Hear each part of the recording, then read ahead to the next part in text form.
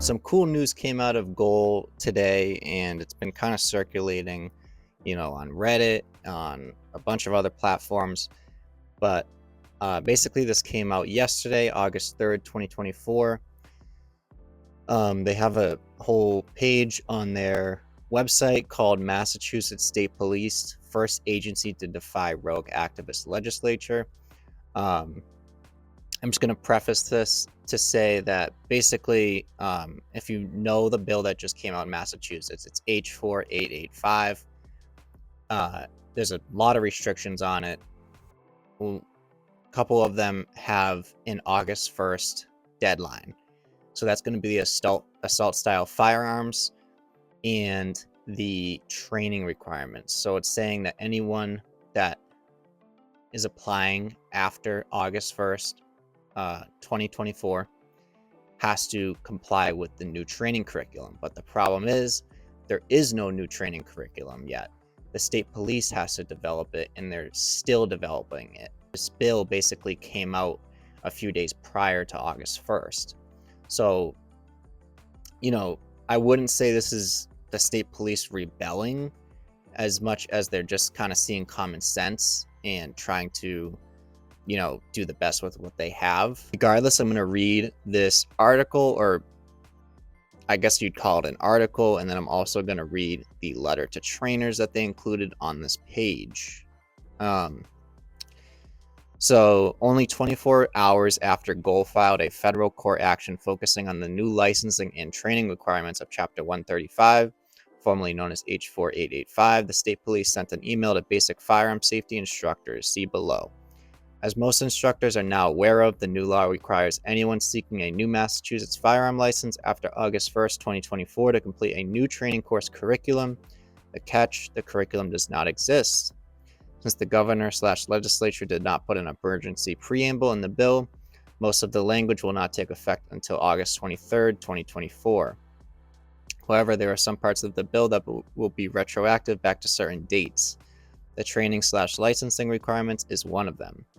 The move to suspend the rules by the state police is a tiny spark of light in this dark historic attack on civil rights, but there are a few questions that need to be addressed. The letter states that the state police are working to clarify the training part of the law with the Executive Office of Public Safety and Security, otherwise known as EOPS. Does that mean EOPS has not given their blessing to define the law? Will the local licensing authorities join in this defiance? EOPS has consistently told us that they have no authority to tell the chiefs what to do. Will the Massachusetts Attorney General consider licenses issued in violation of this law valid? That would mean she would be taking a small but noted pro-2A stance on gun policy. Side note, I doubt that. The Attorney General currently is not, well, as you know, it's not Maura Healey anymore. Her name is Andrea Campbell. She is vehemently anti-2A. So I would doubt that she would go along with anything if it wasn't absolutely, detrimental to her career. But as far as local licensing authorities, I do believe that they would do that, like local chiefs. I know I've heard of a bunch of local chiefs saying that they're not going to enforce this already. A bunch of local law enforcement and,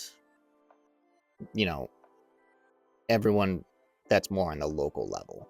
Goal would like to express our great appreciation to the Department of State Police for taking this position.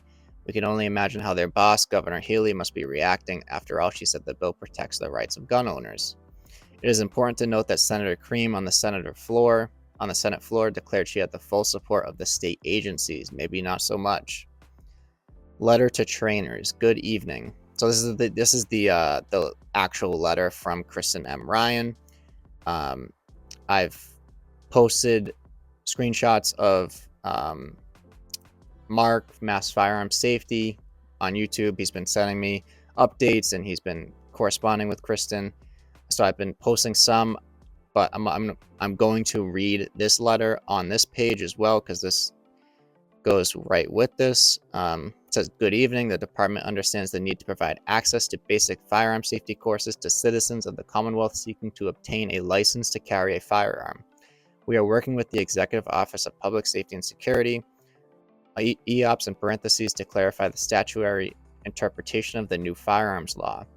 Regarding the basic safety firearms courses and concerns related to the opportunity to obtain a license to carry before the effective date of the law, individuals will not be required to take the new course called for under the law, including the live fire requirement until the law goes into effect. Please be advised that you are free to offer basic firearm safety courses in their current format. Please note the department will be sharing additional guidance as it becomes available. Sincerely, Kristen. Kristen M. Ryan, Firearms Licensing, Massachusetts State Police. So that's a great thing. The state police is, kind of taking a stand. That's honestly the last group of people that the leaders of the state police. That's the last place that would put up a stand like this. I mean, I would expect it kind of more out of the local chiefs and the local police departments, but to see it from the state police, like basically suspending one of the main deadlines in the bill, I think that's a great thing. And for everybody that's been asking, can I still submit my license with the current if I have a certificate? The answer is obviously yes. Now you can submit it up until it looks like the effective date of the law, so that would be October 23rd, 2024. And they look like at least the state police is saying that they're not going to enforce, they're going to validate any licenses that are issued during that time. And as far as people getting their license between August 1st and October 23rd, when they go to renew 5 to 6 years from now, are they going to have to take the new training if this bill actually exists and still stands, which I'm sure it won't? That is a question that we still have. But, regardless, if you got your license issued before August 1st, you're grandfathered anyway, so don't worry about it. I still see people asking. It's, you don't have to worry about anything regardless if this bill goes into effect or if it doesn't. You're grandfathered in, you already have it. Just renew as normal. Yeah, and I would just say I would call on more law enforcement, all local law enforcement, more state law enforcement, state police, to vocalize your concern about this bill. And if you can, defy it, say, I'm not going to enforce this bill, because frankly it is unenforceable and it's a huge infringement on our Second Amendment rights. Huge. And I would hope that no one would try to enforce this because of how bad this law is, how much of an attack on our civil rights it is. And anyway, if you enjoyed this video, give it a thumbs up. If you have any comments or concerns about this, put them down in the comments section. And if you're not subscribed, make sure to do that now. And other than that, stay unrestricted, folks.